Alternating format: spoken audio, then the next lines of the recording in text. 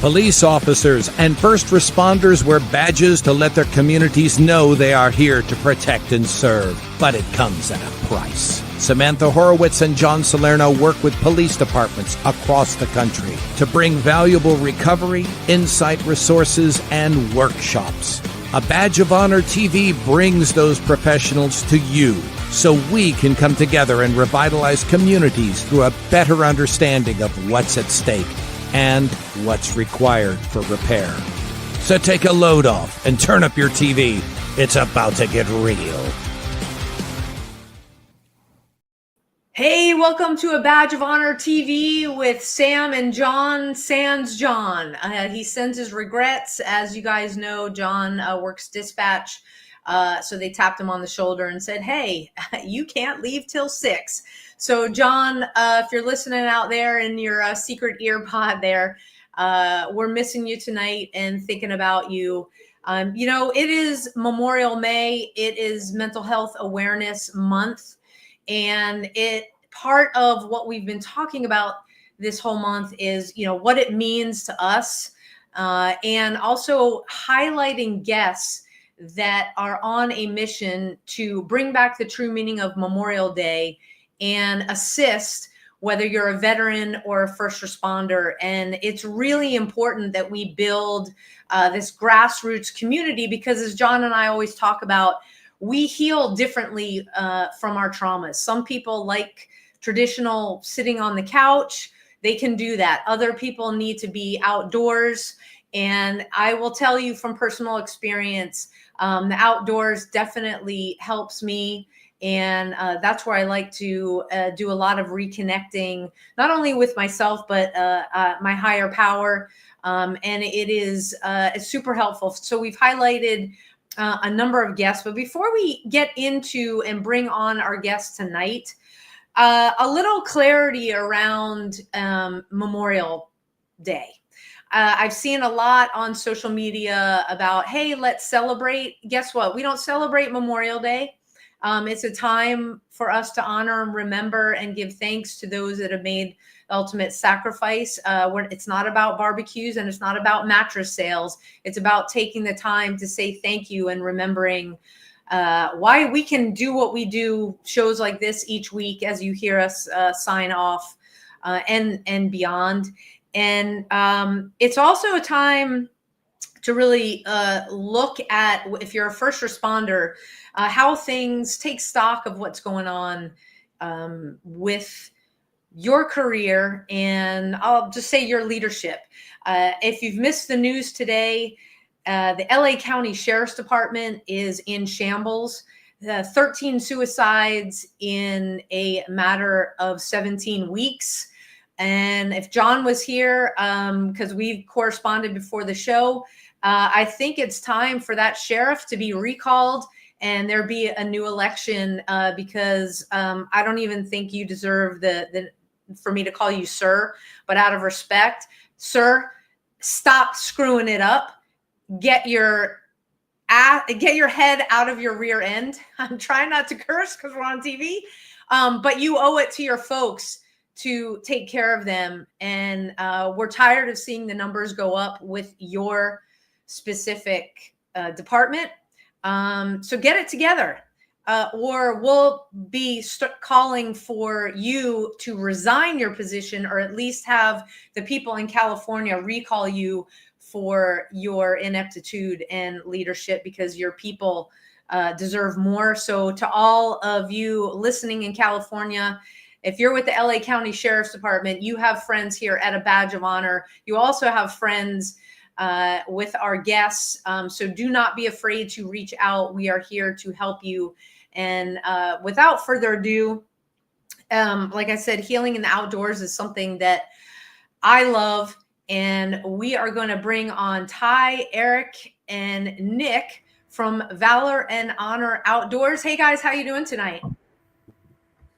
How's it going, Sam? Good. Ty, I think you're muted. It's great to see you all. Great to have you with us. There you go. And you know, we don't read bios on this show. We want the listeners to hear from you. You all have amazing stories. So Ty, if you want to start just a little bit about your background. Yeah, absolutely. Thanks. Sorry for the rookie move there. Having my mic on mute. I'll do some PT punishment PT there after the show. But yeah, hey Sam, thanks so much for taking the time and asking us to be on here. We really appreciate it. A little bit about me. I'm originally from North Carolina. Went to the military college in South Carolina down in Charleston. This also known as the Citadel. Graduated there in '99, got a commission in the United States Marine Corps and spent 8 years in the Marine Corps. Got out as a captain in late '06, early '07. Did some time doing some contract work in the Marine Corps sphere there, and then got hired by the United States Secret Service in 2008. And I am a special agent with the Secret Service since '08. So living in the Northern Virginia area.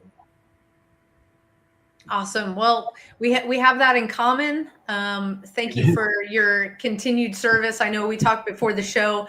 Our paths didn't cross. Being out in New York and then getting out after 9/11. But it's great to see you, on the job. And boy, things are changing a lot.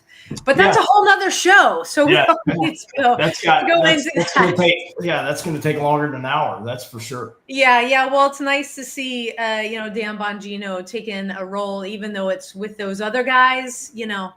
At least we know if there's got to be an investigation, we have somebody that actually knows like how to ask the right questions and do the right thing. So with that, why don't we just go kind of round robin? Eric, tell us a little bit about yourself and Yeah, we'll do. Thanks, Sam. And again, really appreciate you all having us on, and we look forward to spending some time here with you this evening.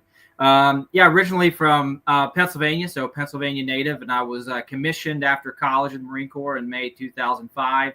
Went on to Quantico from there for some training, then flight school, spent time in North Carolina, spent time in West Virginia on recruiting duty before going back to North Carolina to finish up a couple deployments. From there, I moved to Quantico, where I started teaching at the Expeditionary Warfare School and the Marine Corps captains up there. And before moving down to the airfield in Quantico, which is where I'm at right now, as I transition, currently active duty, but transitioning out of the Marine Corps this summer as I'm retiring here soon. But I originally got involved with Valor and Honor probably 3 years ago with our previous field staff director, Seth. And it really became, I was originally a participant, and I think we're going to talk a little bit about that later, like many of our folks. I was originally a participant before I became a volunteer out of the Virginia field staff and just jumped on the board here recently this spring. And so, 20 years in the military, 3 or 4 years now with Valor and Honor, and it's been a blessing to me. And we're going to get into some of the therapeutic aspects of it, the camaraderie, the fellowship. But I just really feel fortunate to have run across this organization, and now I get even more fortunate to be able to serve alongside the fellows that you see there on the screen. Well, thank you so much for your service as well, and congratulations on your upcoming retirement. Yeah, thanks. So, Nick, we'll throw it over to you. Please let everybody know watching and listening on their favorite podcast app a little bit about you. Yeah, sure. So my name is Nick Salo. I'm a sergeant major in the United States Army. I'm a 5th generation outdoors aficionado, originally from Montana, but I spent a lot of time growing up in the Pacific Northwest, pretty much anything from Central Oregon, Seattle, all the way back out to the Idaho Panhandle was kind of my stomping grounds when I was growing up. I'm a Army Ranger, getting ready, much like Eric, kind of closing out 2 decades of service. Within that 20 years, I've got about 18 in special operations specifically. I've got over a dozen deployments across pretty much combat theater that somebody picked up an AK-47 and wanted to challenge the West and or cause problems. And I too am just I'm ecstatic to be here. This is a great format and a great opportunity for us to get the message out. So let's go. Yeah, thank you. Oh, I love that. Let's go. Yes, let's do it. You guys, so let's see, 20, 40, you guys have like 50 plus combined years of service. So when we come back from our first break, let's dive right in and talk about what a lifetime of service kind of has led you guys to Valor and Honor Outdoors, because we've seen a lot, we've done a lot, and it sometimes leaves scars and stuff goes on up here that we need to take care of. So we'll talk about that when we come back. Stay tuned, everybody. We'll be right back. Forget Zoom, try Meetin. Meetin is a brand new video meeting service. And not only is Meetin simpler and easier to use and more powerful, Meetin also has the right values. Here at Meetin, we believe in freedom. We believe in privacy. We believe in America. And we are apolitical. Now, to get your free forever version of Meetin, just go to meetin.com, spelled this way, and then where it says promo code, type in the word special. That's your promo code, okay? So go to meetin.com, type in the word special, and you'll get Meetin free forever. I'm Rick Raditz, and I look forward to serving you as a customer of Meetin.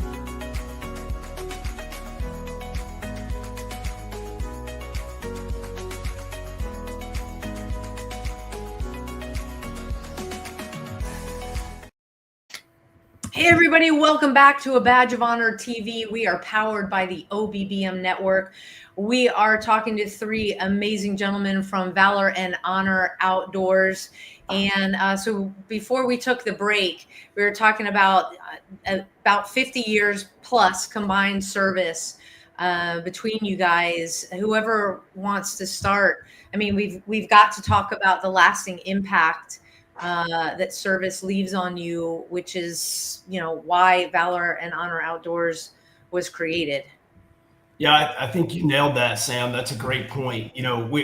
I think any of us, law enforcement community, military, I kind of bridge the gap. But my two brothers here, are still on the books, still serving, and I left the Marine Corps and went down the route of law enforcement, which I think a lot of police officers and first responders do, right? It's a natural gravitation. It's a community. It's a bond.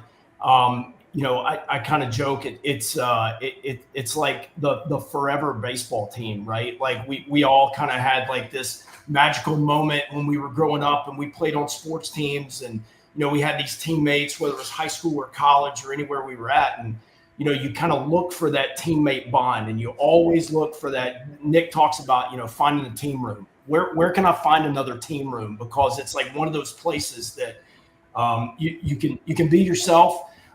You better have thick skin. And so our service and what we have felt and what we've done, I think it's a natural gravitational pull for us to be involved with an organization like Valor and Honor. Because we have an opportunity to kind of find that team room again outdoors.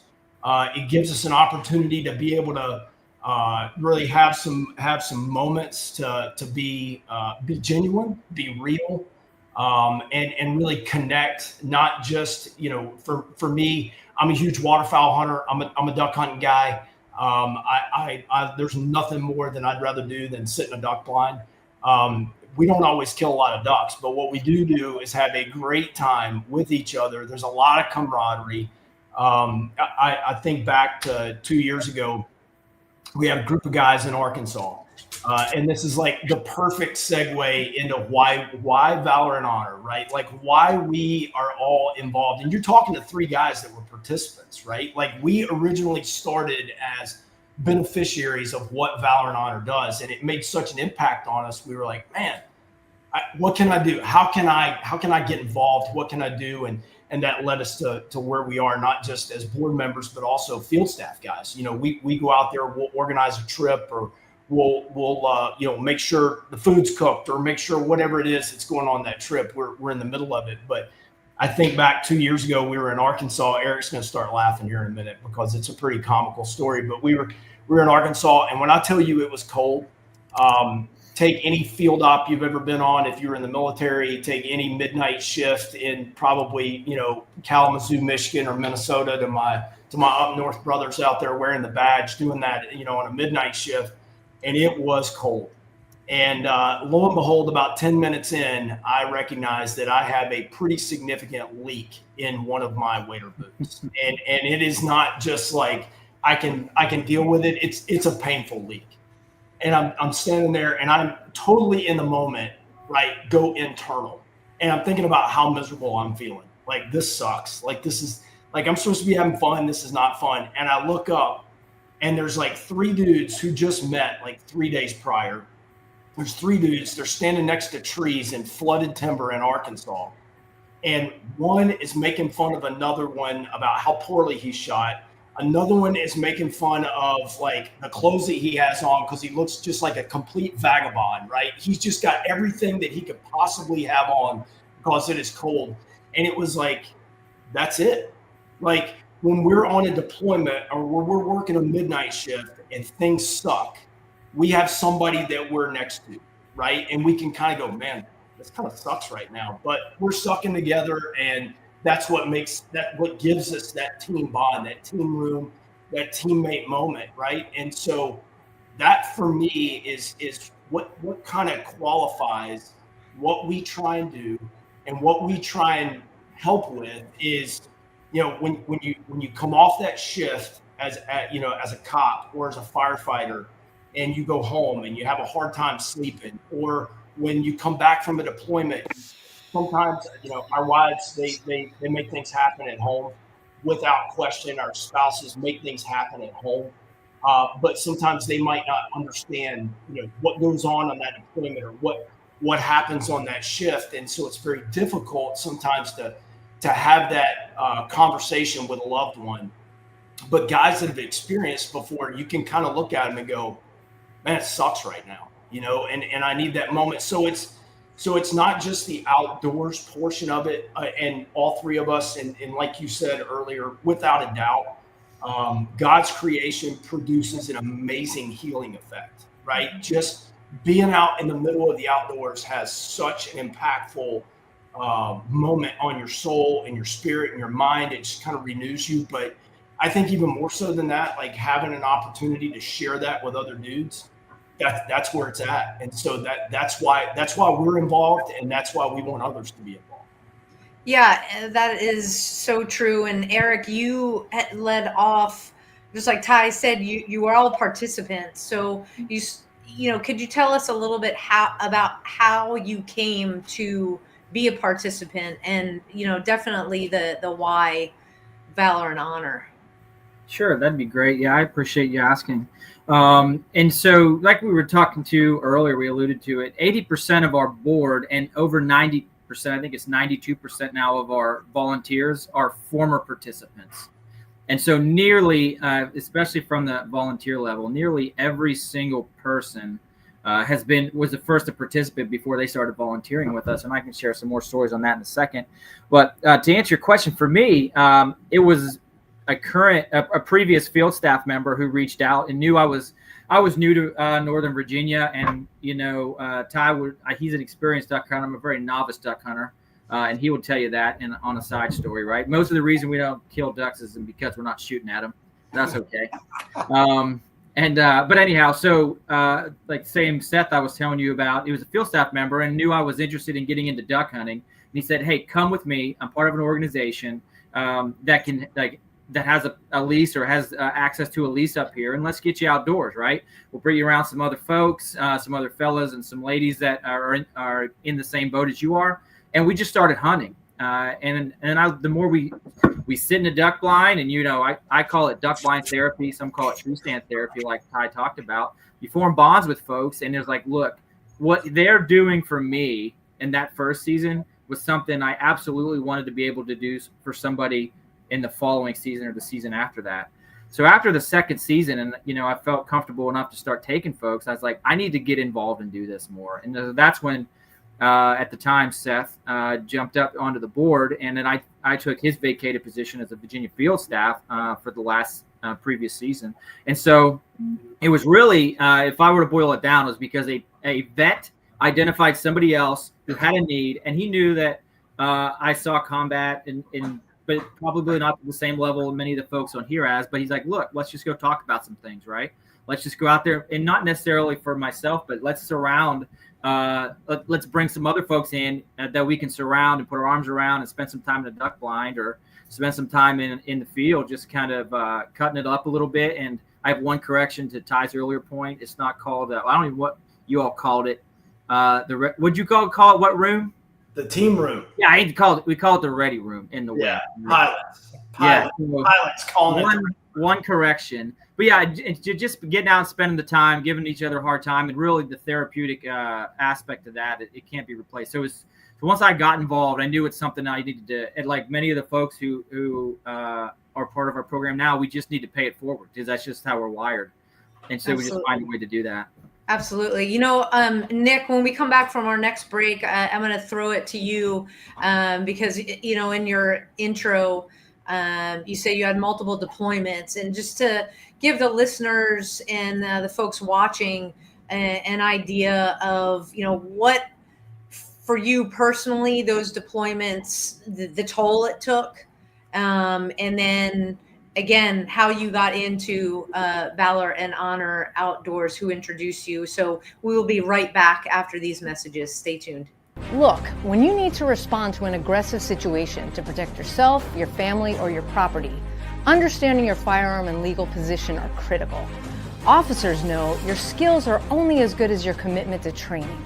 So know what you're doing. So when you're in a vulnerable situation, we can count on your response. Whether you're a beginner or a licensed gun carrier, Carry in Texas offers basic firearms training, Texas permitless carry courses, license to carry, and basic 2A courses so you can understand the responsibilities, situational awareness, and learn the technical skill required when you carry your firearm. Go to carryintexas.com to find the right course for you.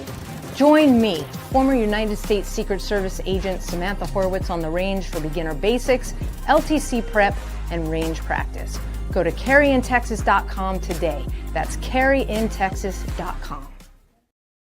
Hey, welcome back to A Badge of Honor TV, powered by the OBBM Network. We have got some amazing guests, Ty, Eric, and Nick from Valor and Honor Outdoors. Nick, let's get right into it because you know, we're part of this thing called Continuum of Care, partners with Carry the Load, which we will talk about in a little bit here. And part of what we do is focus on and make sure our warriors are taken care of because of what we experience out in the field.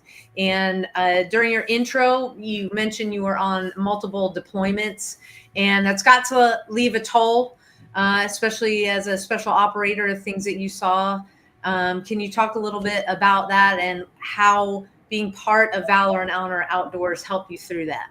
Yeah, absolutely. So I was coming back from my probably my 8th or 9th combat deployment, and you know, and it doesn't really matter if you're, you know, if you're out there, you know, if you're in the mountains and you're in the sandbox, you have to step away from the house because you're on fleet duty, you know, or you're on an extended trip of some kind that separates you and puts you under some kind of level of stress and risk, right? Like, regardless of where you go, regardless of what you do, you get this, you know, what we kind of casually refer to as like operational fatigue.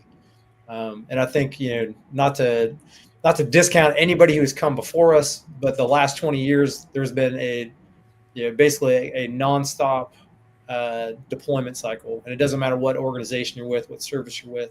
And with that comes kind of the creeping effect of stress over a period of time. And, you know, that it's easy to, you don't really notice it at first, especially when you're attached to the same group of people, you know, because everybody is more or less going through the same things at the same time, but that has a real impact on people.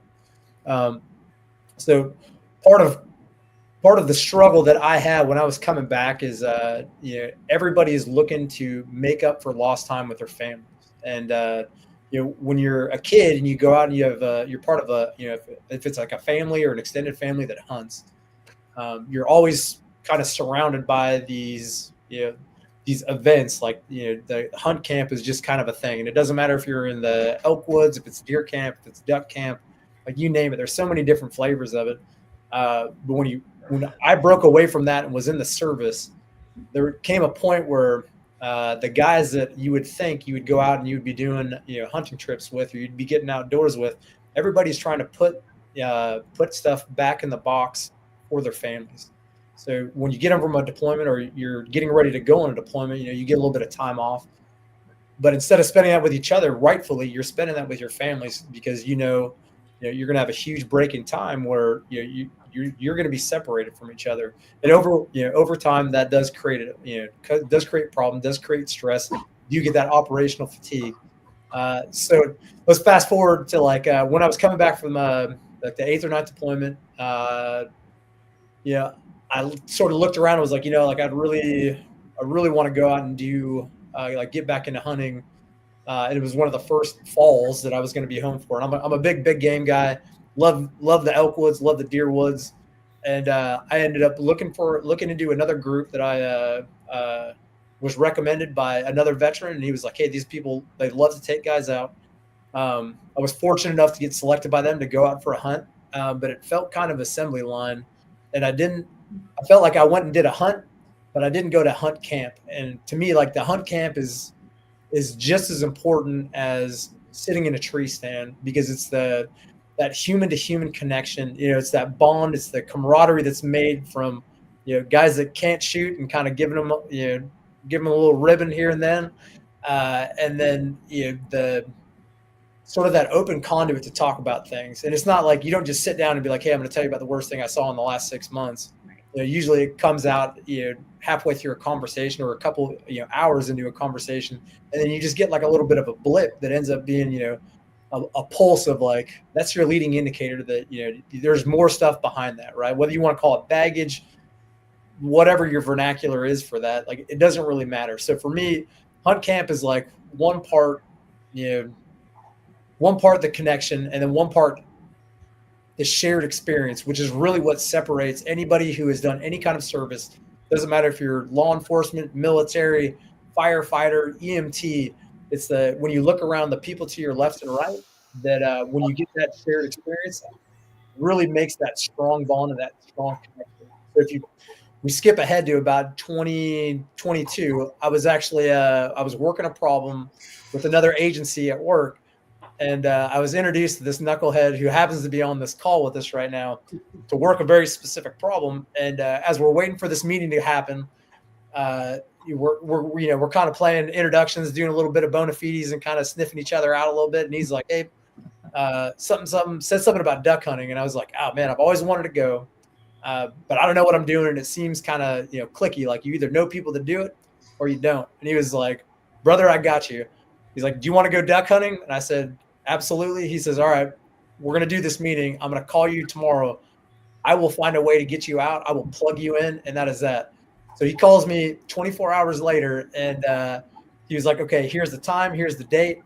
What do you have? And I was like, buddy, I don't have a duck shotgun. I don't have waders. I don't have a clue. But I got charisma and a can-do attitude if you're going to open the door for me. And it was such an impactful event for me to go out, because the host family that was there with us was just incredible. They had all of their friends there it was a Veterans Day hunt, right? So a day is set aside for youth and for veterans to go out there. Nobody else. So the small community kind of wrapped themselves around us, and Ty has known these guys for years. But they basically just came in as the warm hand, and didn't care that I didn't know how to call, didn't care that I had no idea what I was doing. And it was huge for me, to the point where I told him as I was leaving, as we're about to go our separate ways, man, I think I understand why guys like hanging out in the duck blind and why this is such a big deal. And ironically, when I got home and I told my wife about it, I was like, man, this was incredible. One, I want to be involved more, but then two, I think I got this new bug for for waterfowling. And she's like, like, great. I'm glad you connected and you had so much fun. And like, that she topped it off with like, you probably don't need another hobby, but this one seems like it might be healthy for you. There we go. Well, Nick, if it makes you feel any better, we all three of us, four of us here, we've all carried different firearms throughout our career. I wouldn't know what the heck to do either. I mean, my duck hunting is like from TV with the little, and so I'm in that boat with you. We got to take our next quick break here. And when we come back, I want to get into the meat and potatoes of what Valor and Honor Outdoors offers our veterans and our first responders. So we will be right back, everybody. Stay tuned after this quick station break. Leftovers again? It's time for something we haven't had in a long time. It's time for something right. It's time to make the right choice. OBBM Network TV is always the right choice. Choose right. Hey, welcome back to A Badge of Honor TV with John and Sam, Sans John. We're thinking about you, partner, and the amazing group from Valor and Honor Outdoors. Before we took that quick break, we were talking about the programming, how Nick, Eric, and Ty all got involved as participants and now moved on to the board. So let's talk about what Valor and Honor Outdoors actually offers to, we obviously hunting, but get into it a little bit more, what hunt camp maybe even looks like and how people can get connected to it, because you serve veterans and first responders and their families. Yeah, absolutely. That's one of the things that we get asked a lot is like, hey, so what do you guys? Do you guys just do hunting? Like, what else you do? I usually lead with hunting, fishing, biking, camping, canoeing, underwater basket weaving, bear watching, bird watching, whatever you as a first responder, military service member, veteran, or a family member, whatever it is that you want to try and do, we're going to find a way to network that and make that happen for you. We are, as out most everyone, I would say, at least on the board, everyone with the exception of one is an avid hunter and fisherman. So one of the things that we really try and do is number one, we offer in the North Carolina, Virginia area currently, we offer a what we call a weekend warrior lease, right? So it is an opportunity for guys in those areas to try and get out. Part of the thing about particularly hunting is access, right? It is a challenge unless you're fortunate enough to have an inordinate amount of private ground, or if you pay into a lease and you have that opportunity to go out, which a lot of active duty guys or first responders may not have that access, right? Because simply just with their times and their schedules, it's difficult to make that financial investment into a piece of hunting property that they can frequent even with family. So one of the things that we try and do is offer areas that are in close proximity or in states that have a need. And right now we're in 14 different states, or representation in 14 different states. But that's one of the things that we try and do is either network into private ground to offer access to hunting properties.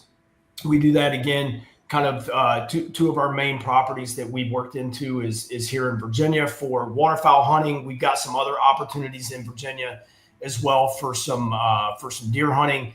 And then in North Carolina, we have some opportunities for deer hunting. And then the other thing that we will do is coordinate specific regional based trips.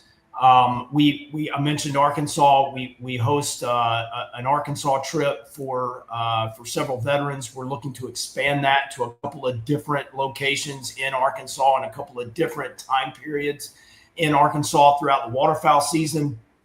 We have some property availability in Texas that we use. Ohio, Eric coordinates a fly fishing trip up in Pennsylvania. And then we last year, for our first time, we hosted a public lands big game elk hunt out in Colorado.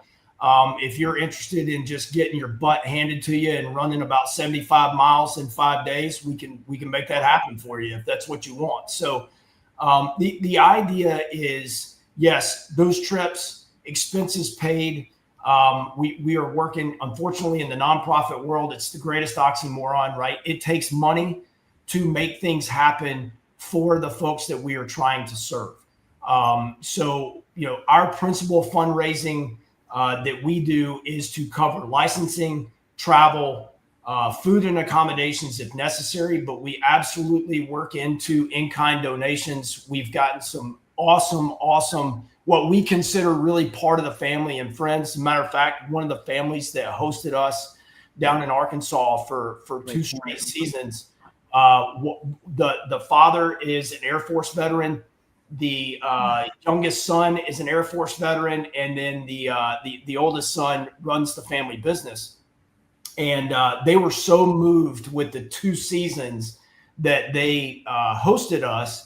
They wanted to get more involved, and Bradley, who is the younger son, he is now our Arkansas state rep and part of the field staff. So it's one of those things to where we want people to be involved with us because they want to be involved with us, not just for the hunting. So we really want to create that experience to where what we kind of dubbed it the 2 a.m. relationship, right?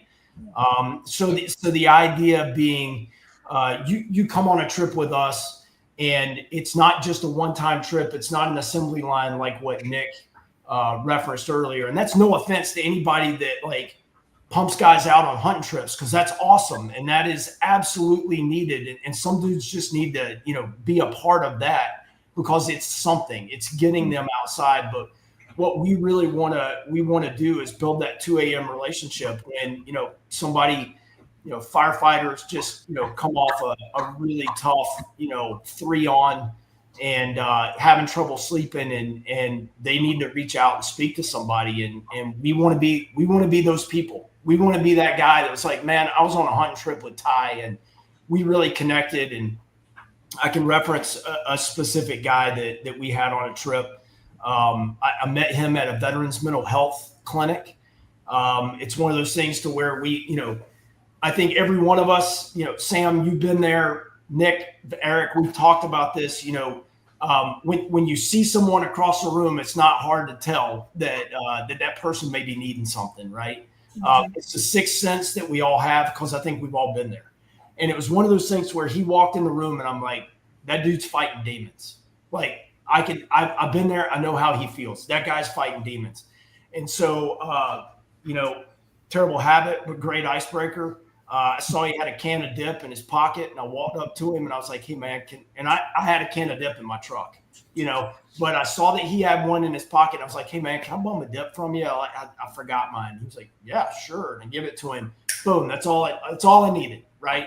I was in. And so it was kind of one of the same things where it was like, hey man, I love to take you out hunting if you want to get out hunting. And this man, I've never been duck hunting before. So come on, I got you. And so took him on a trip. I texted with him yesterday. That trip was 2.5 years ago. We text once, twice a week. And we took him on a trip after the first trip. I took him on a second one. And Eric and I were at an event down in Richmond, Virginia, and he and his wife showed up. They lived down in that area. And she walked up to me, this guy was off to the side and with Eric, and she walked up to me and she goes, look, I have no idea what you guys did on that hunting trip. And I probably don't want to know, but I have no idea what you did. But all I can say is thanks, because I actually saw a side of my husband that I haven't seen in years after that trip. And that's, the impact that we didn't realize at the time, that type of impact and how it resonates and how it carries over to family members. But that being said, we want family members to participate. We want kids to come. It's not an exclusive, it's only for the first responder. It's only for the veteran. It's only for the active duty guy. If somebody's got a kid that their kid is ate up with duck hunting or ate up with deer hunting, or they just want to fish and they've never done that before. Awesome. Let's get it done. So, it's kind of a broad left and right lateral limit that we kind of paint that picture with of, we don't want to do it all. That's not what it is. But what we want to do is do it right. And we want to do it with quality. And we want to give that person that relationship and that connection that they may need. Oh, that is fantastic. And it really is about connection. And because without the connection, like you said, Ty, it's what happens after, and that bond that you take after the event is over. Because that's almost like, hey, we're going to do something cool, icebreaker. You've got to build that comfortability with whether you're in the blind or hiking 75 miles to go kill an elk. You build it if things are sucking, you build it if things are good. But if you leave there and you never talk to them again, that's where a lot of programs, people are slipping through the cracks. So when we come back, we're going to talk about that camaraderie piece and what you do with everybody that comes out and how they stay in touch. So we'll be right back after these messages. Stay tuned, everybody. Rise and vibe with your new elevated morning ritual. Meet Rise by Frequence. Frequency charged nutrition. Rise is formulated with a blend of 7 different organic mushrooms, B vitamins, amino acids, and green coffee bean extract. Rise supports brain health, performance, and focus while enhancing mood, mental clarity, and energy. Enjoy the delicious mango lemonade flavor while giving your mind the nutrients it needs. Get charged up with Rise. Fuel your body and mind today. All right, you hear John and I talk about it every single week. We ask you to rise and vibe with us. It is Mental Health Awareness Month, and we just want to pause to acknowledge the importance of your well-being and what that means. So when your mind is in tune, everything in life plays more harmoniously. And with us and our partners at Frequence, we believe that supporting your mental health starts with everyday choices. That's why they created Rise, why John and I use Rise, because it's a blend that is thoughtfully designed to support clarity, mood, and calm energy without the crash. So wherever you are on your mental health journey, we are here for it and here for you. It is super easy to shop Rise. Go to badgeofhonorhealth.com. We've put together packages for you. You'll see other products that go along with the Rise. You can get just the Rise or combine it. If you have any questions, reach out to us directly. But again, put down those sugary energy drinks and get on a journey of health with an energy drink that's actually good for you. A badgeofhonorhealth.com. Now back to the show. All right, welcome back to A Badge of Honor TV. I'm talking with Ty, Eric, and Nick from Valor and Honor Outdoors. Okay, so Eric, I'm going to throw it to you. You go duck hunting, and you're in the blind. You guys are hanging out. Whether you get ducks, you don't. You've built that camaraderie there. You've built a connection. Or Ty's laughing, or maybe you don't. I don't know. Maybe you want to beat each other up. I don't know. But you built something. No, I'm just kidding, because obviously you continued on with the organization. That camaraderie piece, what does it look like after? Yeah, that's a really good question. It's like Ty was mentioning about our friend from Arkansas, from that Arkansas trip that we were on. But I'll share another story, because there's so many, and I'll share another one that's relevant to the conversation. And it wasn't from a duck blind either. It was from the fishing trip we did last summer. We took a couple of young Marines out there from one of the units here nearby, and one who deserved it and one who needed it was the way I phrased it. And so the one who ended up needing it, right, he came up there, and we went up to Pennsylvania and spent 3 days total out in, fly fishing, had a couple other volunteers that were the guides, and, cooking food, spending time around the fire, and just spending time in the ready room, right, ribbing each other. And they kind of just fit in immediately with the rest of the fellas. And I will share, not to get an overly graphic story, but one of the Marines, by day 3, he pulled me aside and he said, "Hey, I just wanted to tell you a quick story." And he said, 6 months ago, well, let me pull something out of my pocket. And he had it. He just like this, and he showed me. He's like, "I bring this with me everywhere I go." 6 months ago, I was going to do I was going down a road that I regret now. He said, "But if you look at this bullet, it has a dented primer, and you can fill in the rest of that story." And so he said, "Look, he had a significant combat experience, and he said this right here. If this round did not go off, or I wouldn't be here with you today, right now." And he said, "But let me tell you," he said, "I came on this trip because someone told me to go." And he said, "By the way," he said, "I'm leaving now here, not realizing it was exactly what I needed. And how can I now volunteer?" He's like, "How can I help the next guy to do the same thing?" Wow. And that is powerful. And that was by day 3 of this, right? And he shared that on his own. And it was super powerful. After significant combat experience, he was recommended to the organization, and we took him out. And now, like Ty said, he was texting with that individual today, and I was just hitting him up on the phone today. I'll show you the timestamp. So we just had another conversation today, because it's just an iterative follow-up to answer your question. How do we do it? It's just because we want to make if the connections were fake, they would just kind of die by the wayside, right? Mm-hmm. But whenever it's a real established, like dudes in the blind or fellas that make a connection over combat service, like those are things you don't forget. And it's not following up because you have to, it's following up because you want to. And so just send them a text, for the fellas that I've connected with on a few of these trips, it's every couple months. "Hey, how you doing? What you up to?" And for a guy like the one I just described to you, he's now paying it forward, and he's taking folks out fishing for us as a volunteer here in Virginia.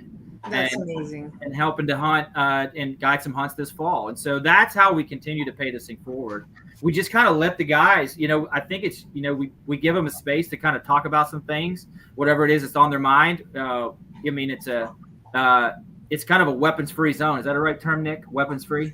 It's a weapons-free zone. And so they can just kind of have out what they want. And by the end of that thing, you just make a connection where they're comfortable enough to share some of those things with you, and you really start to care about these guys, and then you just follow up and make sure they're taken care of, because that's just how we do it. It's important to understand too that it's not a forced relationship. Mm-hmm. Right? I think the thing that it's really hard to appreciate until you're out there is that it's a genuine thing when the conversation begins to go, and then it just keeps going, primarily because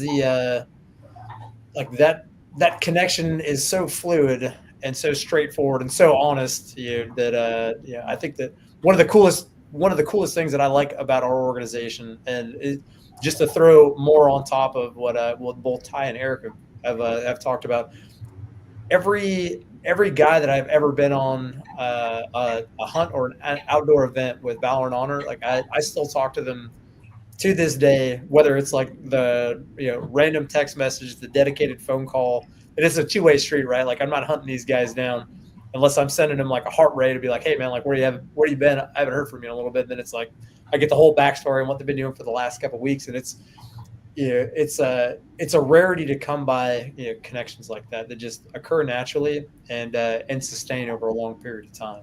Yeah, I think the connection, real quick, the connection is key. And going forward, you guys like us are partnered with Carry the Load. And Nick, I just really wanted to ask quickly, what does that mean for you to have an organization as large as they are, to say, "Hey, we're there for y'all and for what you do and your mission, and let us help you"? Well, I think it's like the perfect example of why this country is so great, right? You have two guys that serve that wanted to make an incredible impact, not just to the guys and gals to their left and right, but to the youth. Like their program went from like this concept and just grew into such an amazing thing that is now a nationwide, right? It's a huge way for people to get access. It's involved in schools and communities across the nation that there's great turnout for. And for us, both as an organization, as an individual, right? There's 13 guys that I know personally that I carry the load for, that like I will be in Raleigh doing the walk, and everybody's got somebody. It doesn't matter who you are. Like this nation and this country, the way that we are all built, like everybody knows somebody. You're not more than 1 degree of separation from somebody who has lost somebody, or somebody who has been in harm's way and put their life on the line for something. And this is just, Carry the Load is one of the few organizations that is out there that is making a massive effect on the gravity that people put behind Memorial Day and Veterans Day and all of these other things that, if we don't take the time to recognize why they're there in the first place, then it just ends up being another day on the calendar and not carrying the weight that it needs to be. Absolutely. And Ty, before we started today, I want to wrap it up with you, because you guys have an event coming up. All the relays end here in Dallas, and you guys are going to be doing something special that people can actually come out and take part in. Yeah. Several different things to kind of piggyback on the Carry the Load piece. The vision that they had to have the creativity and the vision to say, hey, it's Memorial May, it's not Memorial Day. And the event and the awareness that is provided. I can tell you, Eric's son and my youngest son are both high school baseball players here in the Stafford, Virginia area. This past Saturday, Eric led a contingent of 70 plus high school kids that put out American flags at markers at Quantico National Cemetery, one of our national cemeteries. Valor and Honor, through Carry the Load, has partnered with Quantico National Cemetery. And so we have all been participants, both for Patriot Day on 9/11 at Quantico National Cemetery, to get out and clean the cemetery there at Quantico. We've become friends with Damien, the operations director there at Quantico National Cemetery.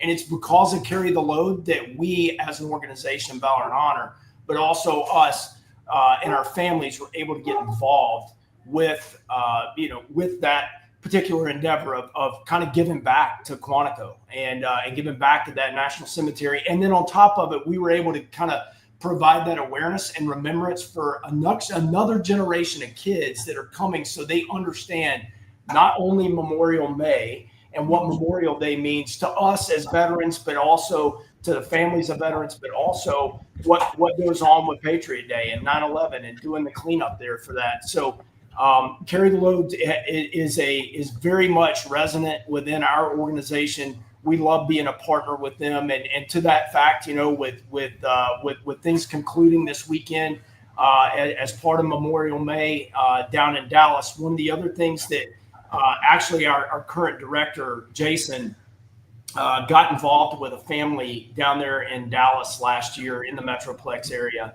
and turns out the father, the patriarch of the family, was a CH-53 pilot in the Marine Corps and was killed in an accident.